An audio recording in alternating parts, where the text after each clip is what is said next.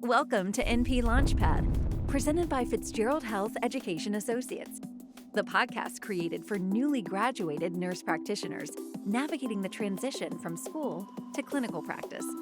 Hosts Jason Gleason, Christopher Gleason, and Vanessa Pomerico Danino deliver real talk, real experiences, and practical guidance to help you succeed from day one. So if you're ready, let's jump right in.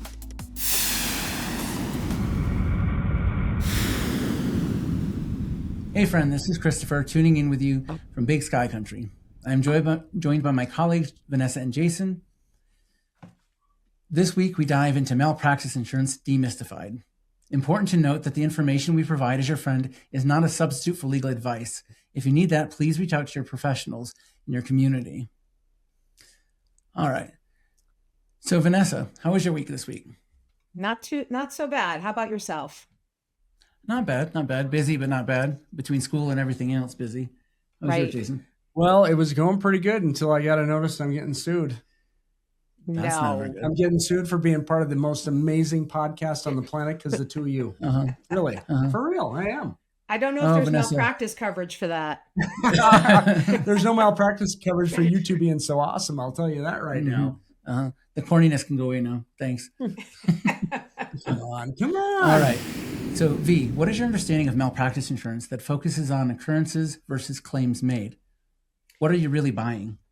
So, it's really important for people to understand the different types of malpractice insurance, and you really need to know what you are buying. So you need to know how you're going to be insured, who's going to pay for those premiums, and that's something that is non-negotiable. Your employer should be giving the employee at the same limits of liability that your physician colleagues are getting, which should be 1 million, 3 million.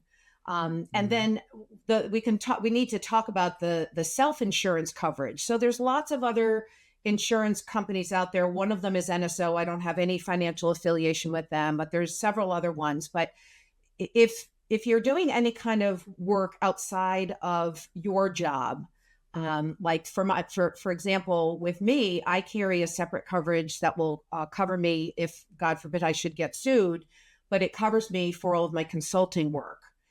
It would also be partial coverage that if I lost my job for some reason, there's different types of coverage for each type of insurance. And so we'll get into that a little bit more in the program. But one of the things that I always tell people to do when you're getting hired is to ask for that face sheet, that malpractice face sheet, and keep a copy in your records because you just never know when you're going to need it. Right. So at last episode, we talked a little bit about contracts and things like that. Do you think this should be something that is included in the contract negotiations, Vanessa? Absolutely needs to be a part of the contract. So for example, I actually worked for a different practice other than the one that I'm at now.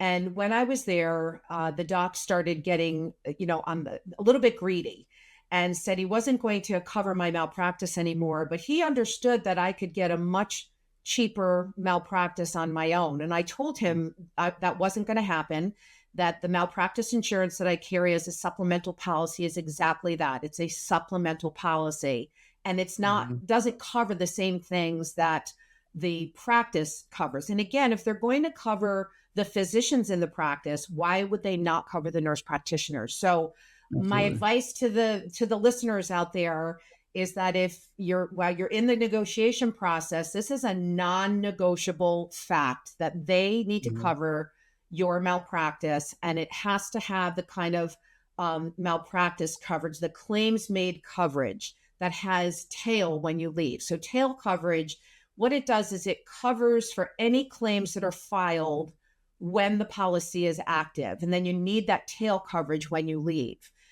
The problem is, the claims made can have that tail expense, but the employer that you're leaving should be the one that pays for that. That's not something that you should have to do, anything with that.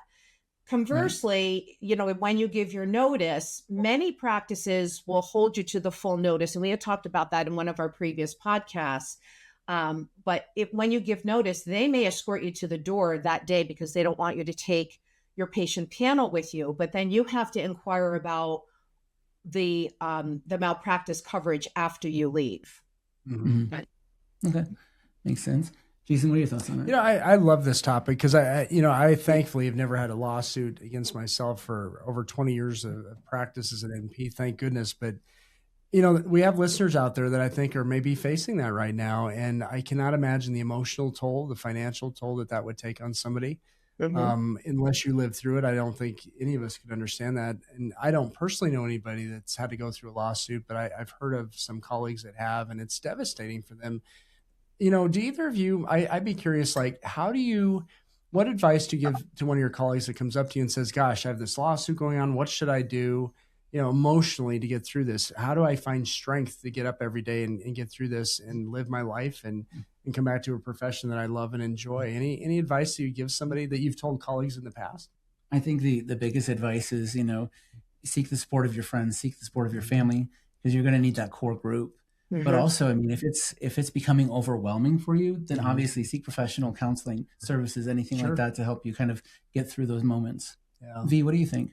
So I completely agree with that, Chris. I think it's so important to have that emotional support system because it does an awful lot. We've worked so hard to become nurse practitioners, and to have somebody question our integrity and everything that we do for a living, it really can rock you to the core.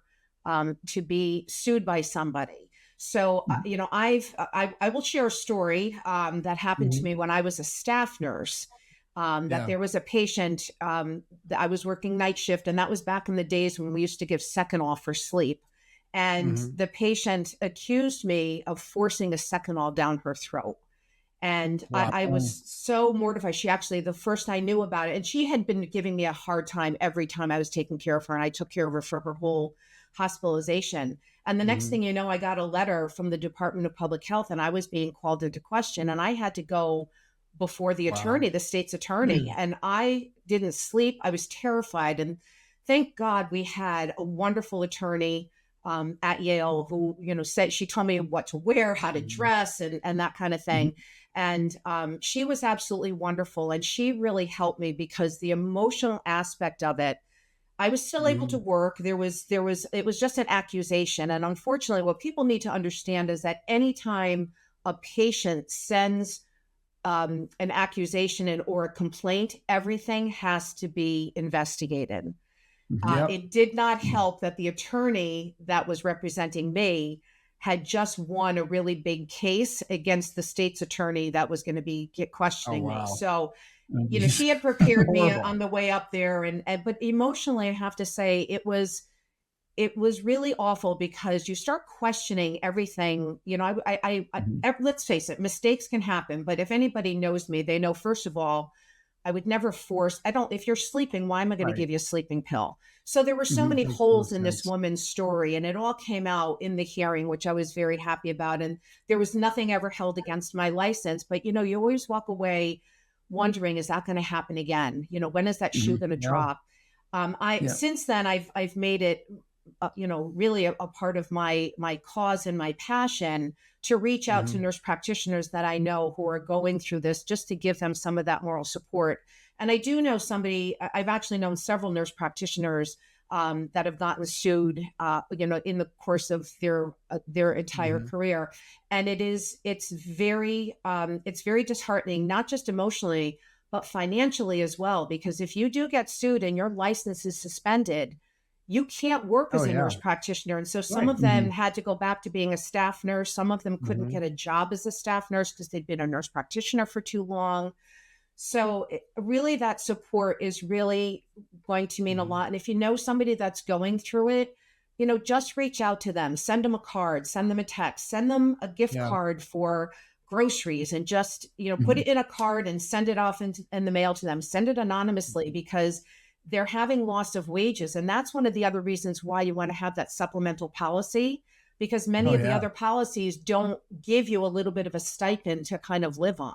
And there's no license protection with some of the insurances. So you really have to make sure that you're looking not just at the face sheet to make sure that you're getting the 1 million, 3 million coverage like the physician colleagues, but you need to know what are the details of your malpractice coverage. You don't want to find out the day you get sued.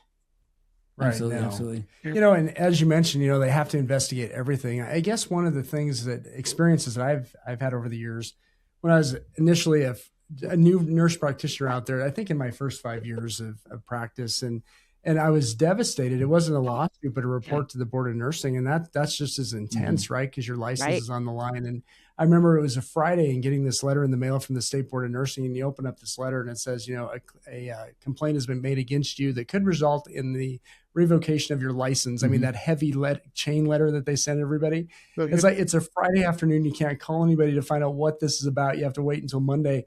And so I did. But when you say they have to investigate any complaint, the state board or legally, if it's a legal issue, but in that case, it came down to this. It was so ridiculous because I had seen this child in the emergency department for otitis media, and the grandmother brought her grandchild in to see me. And I thought, gosh, did I do something wrong clinically? And they sent me the records, and I did nothing wrong clinically. She actually was in agreement that her child was treated appropriately from a medical and nursing standpoint. But her big beef was the bill was too expensive, and she didn't think I should be charging her $400 for an ED visit. And it's like, I'm an employee of the hospital. But I'll tell you what, the state board of nursing said, no, it has to go through a hearing because they have to consider everything, right? And I, in a way, I appreciate that they do that they investigate every claim because that's their purpose. But talk about stress, though. And I knew I was going to be fine. I knew that. And in the hearing, it took like 5 minutes. The board said, this is not even relevant. It's a financial issue. Have her call the billing office. And I get it. The ED visits are so expensive, but it stresses you out beyond. And I can't imagine the stress of a lawsuit. And lawsuits take forever. That process was like a month, right? But Vanessa, wouldn't you agree some of your friends are going through this stress for like a year even or more?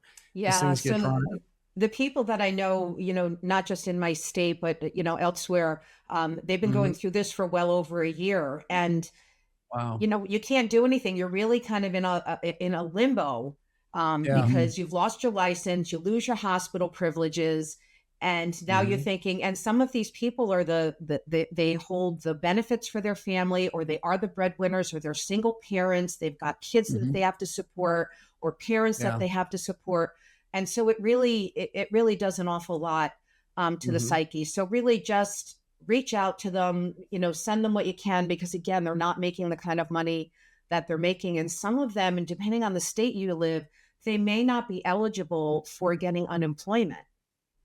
So, that's something that they have to check out as well. And, like you said, Jason, we both had very similar, experiences where, the patient, it was really like we go in there and the same thing, they sat down and they're like, we have to investigate this, but it sounds like you had everything. And I was very fortunate that the surgeon who had done this patient's surgery and the other partners in the practice, they had worked with me long enough, and they all came out in full force, writing letters of support. Two of them, the main surgeon and his partner, actually showed up at my hearing. And they were getting a little huffy with the judge, and they're like, you are wasting everybody's time here. But, they were able to, again, it was just a process, and it's a very nerve-wracking process, but not everything ends badly. So, you have to just, the majority of the time, if you dot your I's and cross your T's and you follow standards of care, people can file a complaint, but it doesn't necessarily mean it's going to result in losing your license. Consistently do the right thing and recognize that as human beings, we can all make a mistake. Right, exactly. So, V, actually, I had a similar experience to what you had. Actually, I was working as a floor nurse in an inpatient psychiatric unit, and I had a patient complaint that came against me, and they complained to the state. So I got that lovely letter in the mail that says there's been a complaint against you, and your heart just drops, and you're like, am I going to lose my license? Am I going to, all of these thoughts just kind of flood your mind in that instance, and then they have to go through that investigative process. So, while my license wasn't suspended while I was, going through this process, it still was a lengthy process because they had to interview not only the patient that made the complaint, but they interviewed, all of the staff that were on during that day and all of these things. And, similar to you, Vanessa, like nothing came of it, but still going through that experience is just emotionally draining, to say the least.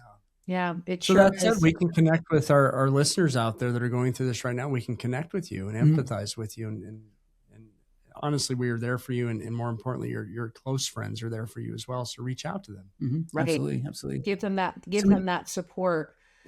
Absolutely. So I guess the thing that I really kind of want to make clear about is that when you do get malpractice, you have to think about, there's two different types you can get. There's occurrence versus claims made. I don't know if either one of you want to kind of jump in on any of this. But the claims made is the type of insurance that covers the employee when the policy is active, regardless when the incident occurred. So, you have to have that policy, even if you leave that place of employment. And that's where that tail coverage comes in. Now, occurrence is what covers any incident that occurred while you were insured. So if you leave that place and you go work somewhere else and 5 years down the line, somebody sues you, as long as you had the occurrence insurance, it's going to cover you for when the incident occurred while you were under that particular employer's insurance. The thing that I really want to, and then you don't need a tail with the occurrence, then would you?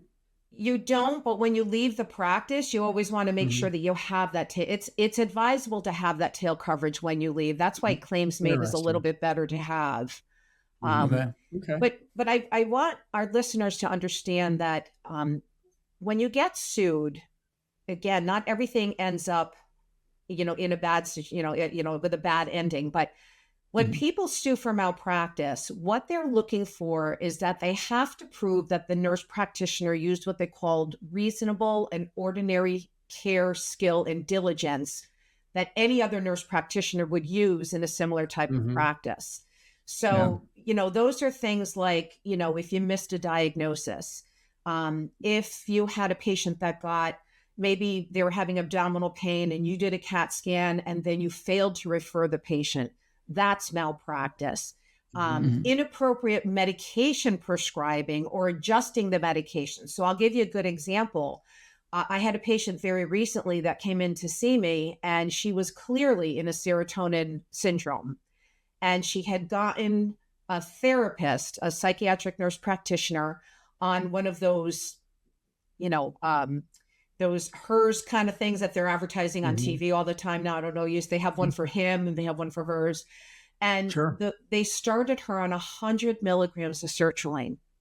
So let's not start at 25. They put her on at 100, and she was a little bit of a thing. And when I tell you, she was so tachycardic and she had pressured speech, she couldn't even drive herself because her sister-in-law had to drive her. And she was shaking and she couldn't sit down. And, she said, I can't sit here. I can't stand. She was pacing around my exam room. And that would have been a perfect example of malpractice, because I said to her, where did you get this medication? And she said, I did something stupid. I said, listen, I'm not here to judge you, but just tell me what happened, because I don't understand. Like, I don't have you on these medications. Why they would start you out at 100 milligrams. We start people at 25. So, using, unreasonable, out of standards of care, that is inappropriate medication prescribing. And that person could have been sued for malpractice. I didn't say anything to her, but her sister-in-law drove it home and said, this is why you don't call people on TV. You have to call your provider. And then the other thing that people can get sued for is, believe it or not, failure to provide preventative care for routine screening. So if you have a patient who has a family history of, let's say, colon cancer, and you don't put in the referral for that routine screening, and they get colon cancer, they can sue you, because even though I have a little problem with that, the patient needs to have some accountability as well. Right. Absolutely. But you have to put it in there and you have to document it. Yeah. So we talked a little bit earlier about having these coverages and doing it talking about it during the contracts stage of things. Couple of things that you really want to keep in mind is, what type of insurance, what type of malpractice they have, what are the limits, is it individual or is it shared coverage? And the other things to look at too, know the policyholder. Is it employee policy versus your own policy? Can you change control and protection during the policy? And then, Vanessa, we touched a little bit on tail coverage. Is there anything else that needs to be really said about it, or how do you feel about it? Don't resign until you know what the tail coverage is. Oh, you bet. You bet. You know, because you need to know that. You don't want to leave that. That leaves you wide open. And I do know of somebody that didn't have tail coverage. And when they got sued, they actually went after her house, all of her assets. Yeah. And it was an awful situation. She was working in a pain management clinic, and they got investigated, and it was just such a mess. And it was really the physician she was working with. All of her documentation was in place, but while that was happening, they went after everything. And it took a long time. And let me tell you, I think it was probably 3 to 5 years that they were going back and forth, because the legal system moves very, very slowly. So don't resign until you know how that tail is handled, and make sure when you get hired, you get a copy of that face sheet. That face sheet is so important to have in your file. We had talked about having a professional file, but it's got to be in there with your licenses and, all of your other important documents is what you need to have in there, is that malpractice face sheet and your tail coverage. Well, I think it's important to consider too, we think of tail coverage like if you're going from one job to another, but also other times would be like if you're retiring. Yeah. Wouldn't that be a shame if you're going into retirement to enjoy it, and yet you get sued, you have no tail coverage, and you lose like all your retirement, everything there. So so all those big changes in life, and like you said, matching up the dates from your last day of employment, make sure it starts before that time, right? So, right. And so we talk about tail coverage, but we also have to think about nose coverage. So a lot of people don't know about nose coverage. When you join the practice, you want to ask them if it's going to cover anything, like when you first, or right before you get started, is your coverage going to start right then? Because you don't want to have a delay in that coverage. That needs to be active the day you walk in the door, before you even put your hands on that first patient. Now that's really interesting, because I always thought about nose coverage. I'm learning this for the first time, because I always thought that nose coverage was for, if those people that tend to brown nose a lot, it's coverage for them. Not right. As you can tell, I'm the smart aleck out of the three, right? Yeah. Why do you guys put up with me? The bad jokes just keep coming. We love you. Come on. All right. So, speaking of tail coverage again, one of the things that you want to know about tail coverage is, who's paying for it? Is your employer paying for it? Is it a shared cost? And is it and have it written into the contract? If you want it, that shared cost, then have that written into the contract. If you want your employer, which I would recommend, to cover that, then, definitely have that written into the contract as well. When I've asked for tail coverage from employers over the years, they've declined that a lot of times. And I think, even if you have the expense of having to pay for it yourself, it's so worth it. It is. It's a tough one, though. It's tough to put all that money down. Well, but it's not something that we should have to pay for. It's something that the practice, it's a business expense, and it is right up there with not having, when you go for that negotiation in that contract, you have to have in there that they're going to pay for your license, they're going to pay for your certification renewal, and they're going to pay for your malpractice. So remember that your malpractice is not going to cover you if you moonlight. So for example, with my job, if I leave, let's say I'm working 40 hours in primary care. If I start moonlighting in urgent care, I'm not so sure. I have to have my head examined. But let's just say I wanted to moonlight in an urgent care that was part of my hospital system. I don't have to worry about the malpractice, because it's all still within the guise of the hospital system that I'm working in. Let's say I decide that I want to moonlight and maybe do Botox and fillers and weight loss medicine at, some med spa. I have to have my own policy for that, because your malpractice at your day job is not going to cover when you moonlight. And people forget that they have to get a separate policy. So make sure that you understand that if you decide you're going to moonlight, or if you're working 2 part-time jobs, both of those jobs have to give you the appropriate coverage. Now, part-timers tend to not get the 1 million, 3 million. I don't know why. You can certainly ask for it, but they usually get half of that if they're part-timers. I'm not sure what the justification is there, but you have to just make sure that you get the same limits of liability that your physician colleagues get. Absolutely. Absolutely. And speaking of the 1 and 3, that leads into our next question, Vanessa. What coverage protection or what coverage limits have you had over over your course as a nurse practitioner? So I learned, and I was talking about one of my preceptors in another podcast. She said to me, you never practice without 1 million, 3 million. she drilled it into my head. And I remember back then thinking, that's a lot of money. But when you have shared coverage, it's really not a lot of money, because most of the nurse practitioners and PAs, they're covered under an umbrella for the practice. So it's not a huge amount of money. We're not talking $80,000, $90,000 a year. It's a lot less than that. But you absolutely want that 1 million, 3 million. And then you need to know if for some reason, now let's say one of the physicians gets sued, the attorneys will sue everybody who had their hands in that patient's record. So you need to know how it's shared, because the shared limits then can dilute the limits of protection that you have. So you need to know that as well. Another thing that people need to think about too is there's so many people that are moonlighting doing telehealth. And if you're doing, even though in the compact states, excuse me, you still need to ask about the coverage for telehealth, because it's not just in the state that you are physically in. You have to have enough coverage for whatever state you're going to be seeing patients in. Oh, sure. Yeah, absolutely. So, Jason, as we stated earlier, we both work for the VA, so we're both covered under the Federal Tort Act. You want to touch a little bit on that? Yeah, it's been, I think 10 years since I've had to have malpractice insurance of my own because of the VA, and being covered under the Tort Act. And that doesn't say that people at the VA cannot bring legal suits and get, remedy for those things. If malpractice is in play, we're certainly held to a standard of care, and that's very similar in the civilian world. But yeah, I agree. It's good protection. And this is such a good review for even our listeners out there that are in similar aspects where you're covered under a federal government policy of some kind or different laws. That's very important. One of the things with when you talk about getting your insurance, one of the questions I always have, Vanessa, maybe you can clarify this for us and our listeners out there: inside and outside coverage. Like if you have a settlement against you, are the attorney fees included inside or outside your limits? Do you know much about that for our audience and what That's they should a great look for question. when they look at policies? Some of them do, but up to a certain limit, which is why having a supplemental policy is always a good idea.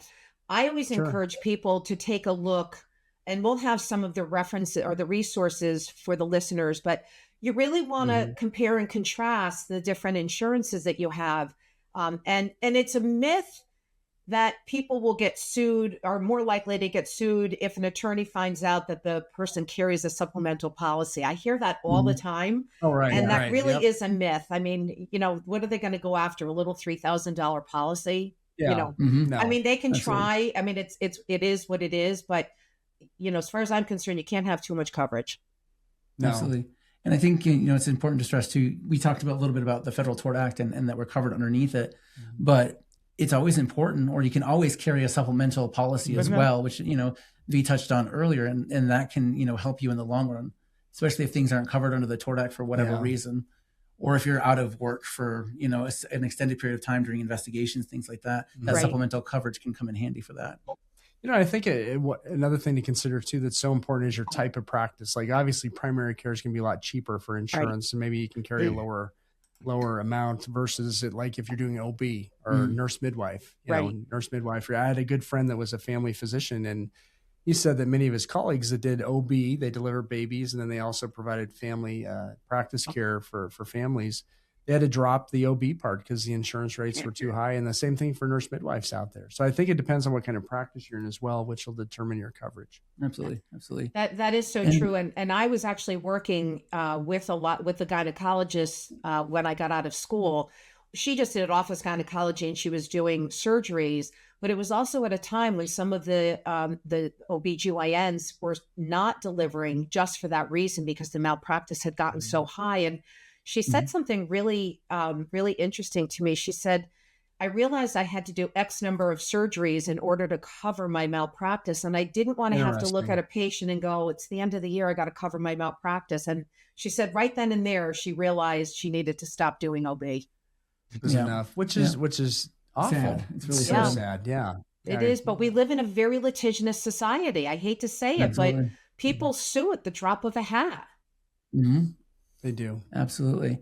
And I think, a couple of the other tips too to keep in mind is, confirm coverage for procedures. If you work in like an urgent care practice or you work in specialty clinics, it's important to, do you have coverage for joint injections, IUDs, biopsies, et cetera, things of that nature. And another important tip too is make sure to document your malpractice carrier and policy number in your credentials packet. So, and another question, what is your experience with common riders, Vanessa? So common riders really have to do with what I was talking about before, moonlighting.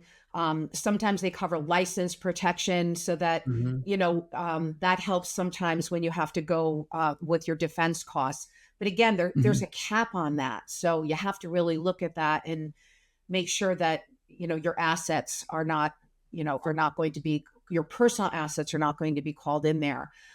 There's also there's something that's called consent to settle. And that's what prevents a settlement without your agreement. And that's really important for your not only your reputation, but for your licensure as well. Absolutely. Yeah. Very. And, I just want to make mention that you said something before, Chris, about joint injections and IUDs and biopsies. One of the things that you really need to make sure is that if you're going to do any type of procedure that you did not learn in school, you don't do one of those see one, do one, teach one. You go to a course. Like, do I know how to do injections? Sure. Does that make me an expert in Botox or fillers? Absolutely not. If that's something I want to do, I have to go and get the right training for it. So for anybody that's going to do any type of procedures outside of what you learned in school, do yourself a favor, because in a court of law, they'll say, Christopher, so you did a joint injection on a patient in the urgent care. Tell me what kind of training you had for that. And when you say, well, I learned it when I was doing my ED rotation, it's not going to fly. So you have to make sure you're getting the right education. And especially in this day and age, because everything's online. And I think some folks out there get so excited, like, I'm going to start doing Botox. I'm just going to go to this weekend conference and then I'll be able to do it. That'll be all the training I need. And, I went to a conference once and I sat in on cosmetics and things like Botox procedures and things. And it was great content. I thought, wow, this could be something, somebody could make a niche and, make a business out of. But then they got to the slides at the very end of facial necrosis. And I'm thinking like, screw this. I would never take this on. But some people out there, you don't know what you don't know. Right. And so they're excited. They're getting into this. And then there's people out there, I believe, that are advantageous and taking advantage of these people because it's a business that they run and they want to sell the education and everything that goes with it to these folks out there. And they think that they're prepared when actually they're not. They're really not. So I agree with you 100%. I think credentialing is so important. Make sure your credential, make sure everything's documented because lawyers will tear you apart, as you mentioned. Absolutely. Right. Consent to settle. I think one interesting aspect about that for our listeners out there to really know what that's about and make sure that that's in your malpractice, because here's the issues that may come up with that. Let's say a lawsuit comes up against you. And you're in the right. You absolutely 1,000% know that you're in the right. And there's evidence to even prove that you're in the right, that there was no wrongdoing. But depending on the circumstances of the case and the lawyers involved, they could decide among themselves, both sets of lawyers, for the person suing you and for yourself, they can get together and decide without including you that, let's just settle the case because we don't have the time. We're not going to waste the money on medical experts and paying for all that. Let's just settle the case. And even if every bone in your body knows that you did nothing wrong, they'll settle it. And as you mentioned, Vanessa, your life could be destroyed, your license, your reputation, all of that. So make sure that consent to settle is in any kind of malpractice insurance that you carry. Absolutely. Right. Because you don't want to get on the list. You don't want to be on that list, And it says, and let's face it, patients can Google anything and your name comes up. The next thing you know, your social media fodder and again, your reputation, it's really hard to gain that back. I remember there was a pulmonologist in this area who was very highly regarded. And, I don't know, I wasn't in the room, but somebody came forward and said that he sexually assaulted her in the room. And this poor man stopped practicing. And none of us could believe it because, again, we don't know. We weren't in the room. I'm not saying, who was right or who was wrong, but this was somebody who was so well regarded and so well respected by his peers. And at like 50 years old, ended up giving up Wow. his medical license because of this allegation. So, Yeah. Crazy. and you just don't get that back. So you don't want No. to Not at just, all. and even if the attorneys press you and say, settle this, you want to ask the question, why are you so quick to settle? I am innocent and I'm going to prove that I'm innocent. Right. Why do you not want to go all the way for me? And you might have to get another attorney if they're just going to settle without your agreement. You just don't want to consent to settle. Right. Well, and the dynamic to that is from the law firm standpoint, I would believe would be, they invest a lot of money in cases a lot of times. And if they don't win the case, they lose all that they've invested. Right. So I can see their motivation to settle. Plus attorneys are wonderful people and they want the best for their clients and everybody involved, I'm sure. But yeah, so it's such an interesting dynamic. I think our listeners out there are probably scared to death right now. They're probably looking online, Googling malpractice insurance as we talk. But here's an interesting aspect to consider as well. I had a family member pass away due to some serious mistakes that were made in their healthcare, devastating mistakes that resulted in their death and contributing to that.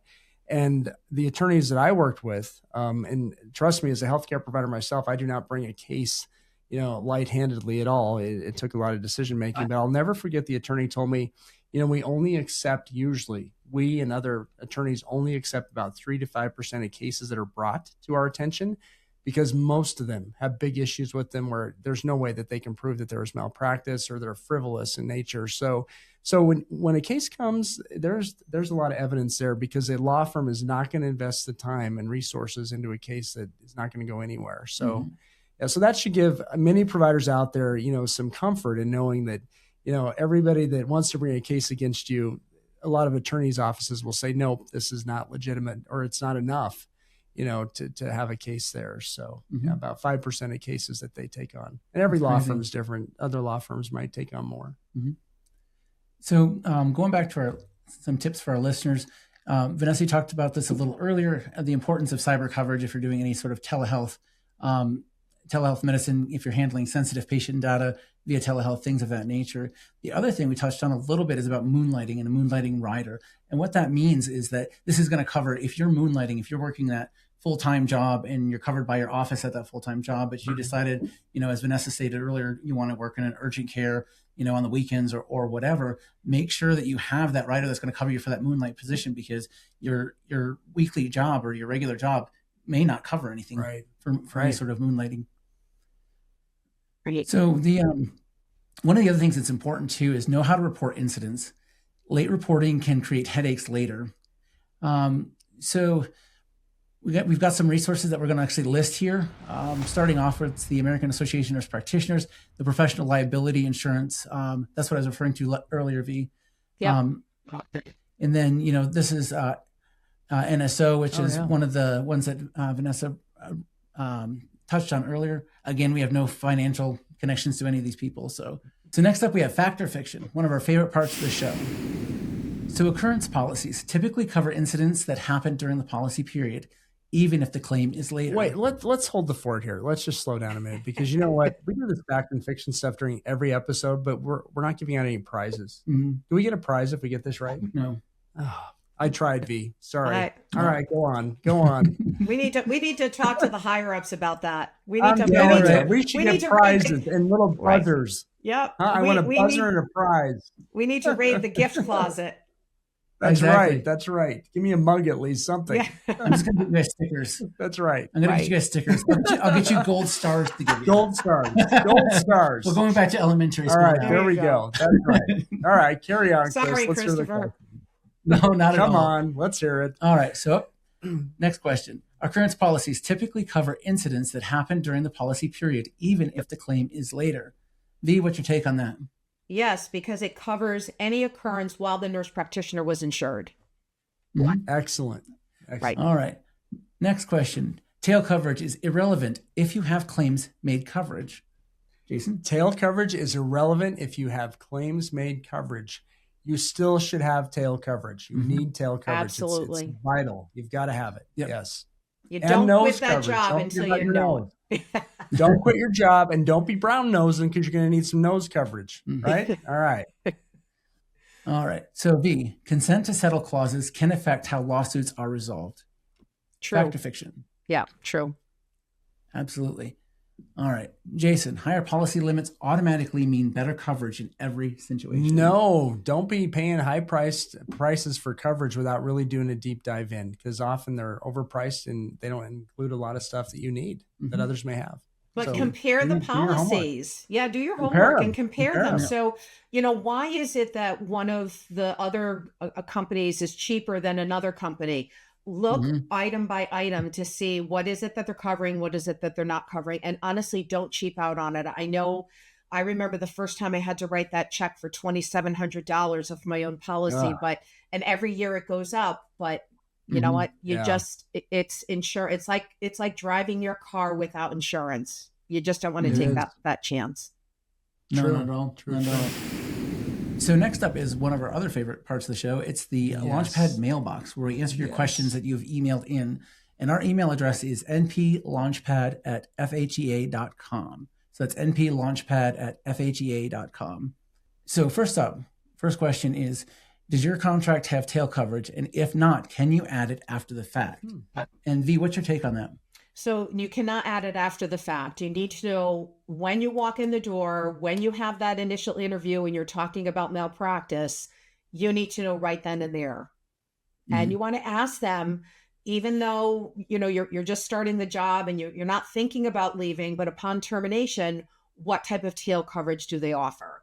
And it's a very common question asked in interviews. It's not anything that's going to be adversarial, but it is just a fact of life. So nobody should be afraid to ask that question.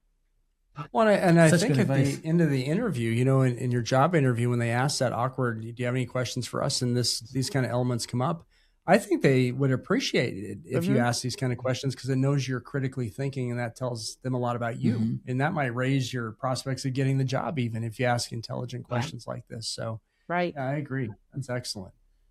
So, Jason, this next question is for you. If an NP moonlights, what suggestions would you have to avoid malpractice coverage gaps?